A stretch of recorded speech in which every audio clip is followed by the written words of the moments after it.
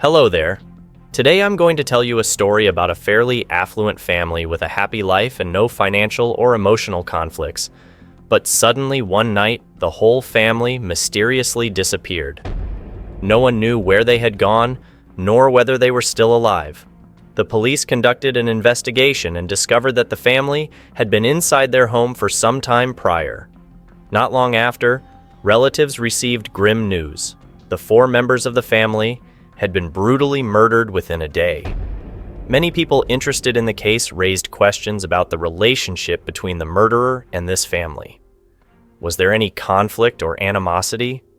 What's particularly appalling is that the murderer showed no mercy even towards the 2 children under 10 years old.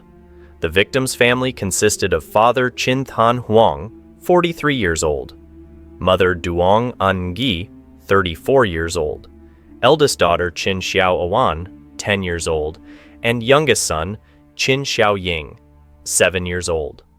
They lived in a house on Wu's House Street, which, although built over 40 years ago, provided ample space for the family. The house is currently undergoing renovation, with nearly 1,000 square meters of floor space, along with a private garden measuring around 1,200 square meters. They also had their own covered parking space right next to the house. The family traveled in a 7-seater car, and both parents had stable jobs.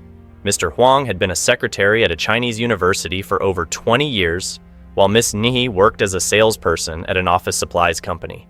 Despite not being wealthy or powerful, the family of 4 was at least enjoying a happy life.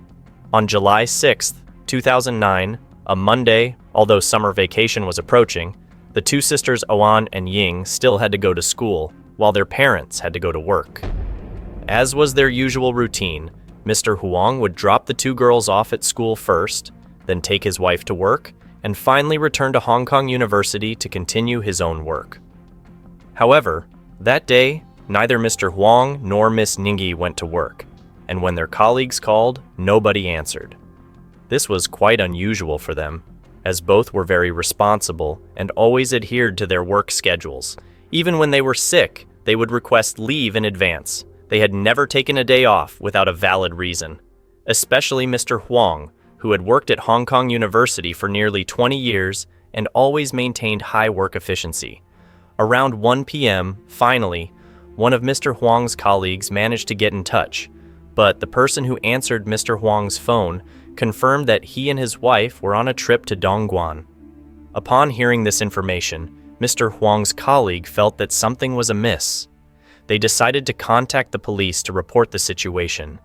Everyone was concerned about whether Mr. Huang's 2 daughters were attending school while their parents were absent from work, and also wanted to know who had answered Mr. Huang's phone call. Not long after, the police received a report and dispatched officers to investigate the matter. They found that Huang's address was quite remote, with only a computer recycling yard nearby and no one else around. If something happened to his family, they wouldn't be able to call for help from neighbors. During the investigation, the police encountered a man named Tan, Huang's cousin, wandering nearby. They approached Tan and asked him to lead them to Huang's house for inspection. It was only a short distance away.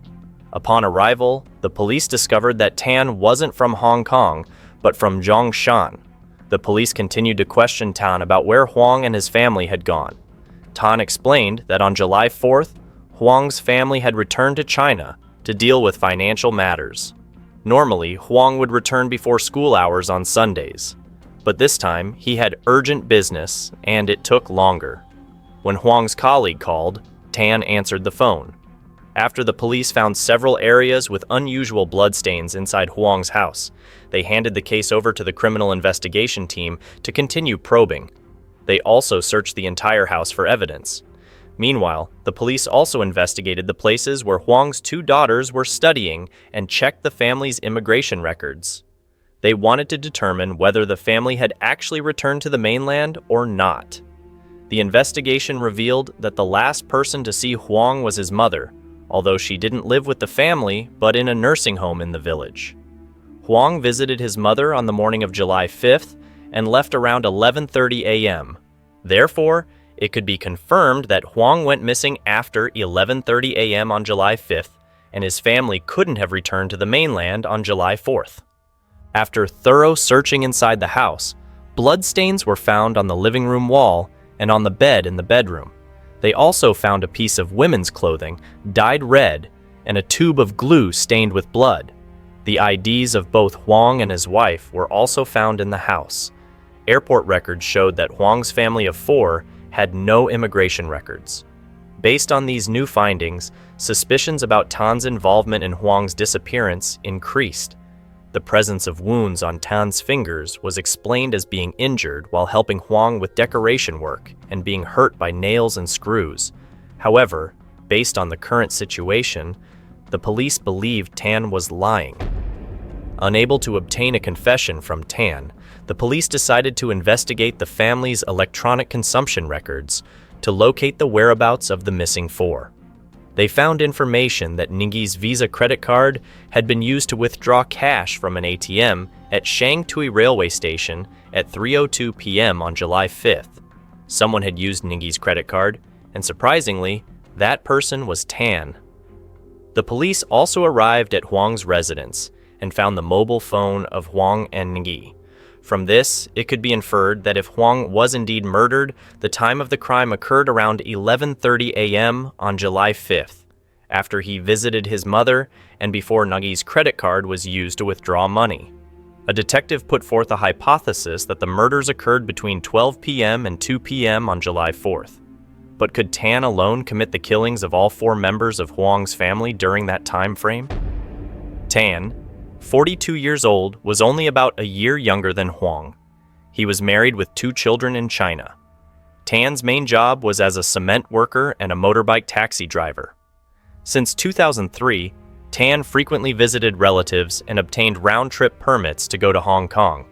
Tan's visits to Hong Kong weren't just to see relatives, but also for illegal work, though his main income came from helping Huang decorate the ancestral home left by their ancestors.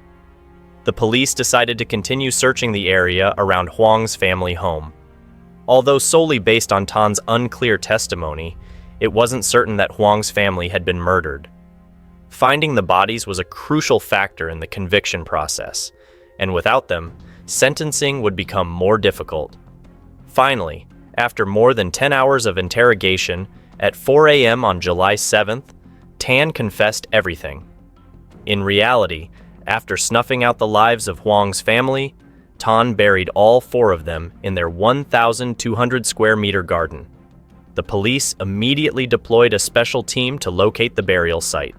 After several hours of strenuous work, they finally found the first victim's body, a little girl. This process lasted for 13 tense hours. Subsequently, the bodies of all 4 victims were unearthed, stacked on top of each other in a pit measuring over 3 square meters. After conducting forensic examinations, the police discovered the gruesome deaths of all 4 victims. Mr. Huang had at least 65 stab wounds on his body, distributed across his chest, abdomen, and back, along with 13 stab wounds and cuts on his upper and lower limbs. Additionally, on Mrs. Ngyi's body, the police found her wrists tied behind her back with 2 iron wires and a white vest stuffed in her mouth. Ningyi also had 6 wounds on her head and forehead, caused by impact with a hard object, but not the primary cause of her death. Autopsy revealed she died from suffocation. The eldest daughter, Oan, was also bound, with her chin and neck wrapped in tape and a long scar on her face. Oan's arms were twisted backward and placed on her back. Then her wrists were tied around her neck with a yellow-colored string. Both ankle joints were tied together with another string. The cause of death for both Oan and Mrs. Ngyi was strangulation, while for the youngest daughter, it was asphyxiation. Tan confessed to the police that he wanted to murder Huang's entire family because Huang had discovered his affair with Mrs. Ngyi. Previously, Tan and Ngyi's relationship had been clandestine and stable for many years, until Huang discovered their infidelity. Although at the time, Huang only suspected without concrete evidence, so he still allowed Tan to continue working at home. On the day of the incident, after Huang visited his mother, it's unclear what he and his mother discussed. Upon returning home, He confronted Tan about the affair with Ngi. A quarrel broke out, and Tan stabbed him with a knife. Tan only stopped when Huang had no more words. By the time he realized his brother had passed, it was too late. Afterward, Tan went to the kitchen to talk to Ngi about what had just happened. However, she was too panicked and called both daughters over.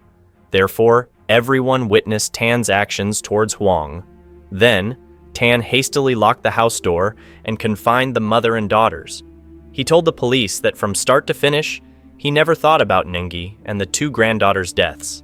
Their deaths were just an accident because they were still alive while tied up.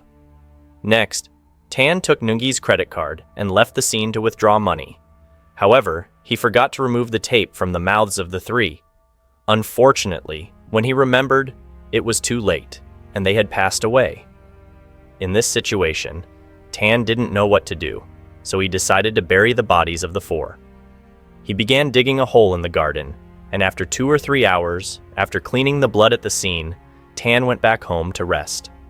More than a year after the incident, on October 28, 2010, this case was officially brought to trial at the Supreme Court. Tan was charged with 4 counts of murder. The prosecution directly pointed out what Tan had confessed. The affair with Ngi led to the murder of the whole family. However, his statement was deemed unreliable. It was merely Tan's attempt to cover up his heinous actions. In fact, Tan's criminal motive was related to money. The prosecution argued that at the time of the incident, Tan was facing financial difficulties and didn't have enough money to build a new house. So, he asked Huang for a loan to invest in business. However, Huang refused Tan's request, and in anger and desperation, Tan killed Huang's family and stole Ngi's credit card and 2 mobile phones. After more than a month of trial, on November 23, 2010, this case finally came to a close at the Supreme Court. Defendant Tan was convicted of 3 out of 4 counts of murder. Among them were the murders of Huang, Ninghe, and the young daughter Owen. Additionally, he was convicted of manslaughter of the youngest girl, the only one who died from suffocation. He was sentenced to life imprisonment, the most severe punishment that the law could impose. Although the verdict was just established less than a month ago on December 16, 2010, Tan filed an appeal, writing a letter to the court in which he hoped to have his sentence reduced from life imprisonment to a fixed-term sentence to have a chance to regain freedom. He also emphasized his intention to take care of Huang's elderly mother. However, the Court of Appeal rejected this appeal. Through this case, we can see that lending money to relatives can lead to many complex issues and losses, not only financially, but also emotionally. Although there may be short-term benefits such as helping relatives in financial difficulty, if not done carefully and clearly, lending money can have negative consequences for family relationships and even friendships. As the saying goes, borrowing is easy, paying back is hard. And that's it for today. What do you think about this case? Please leave your comments below the video. If possible, support us by liking the video and subscribing to the channel to follow the next mysteries. Thank you and goodbye.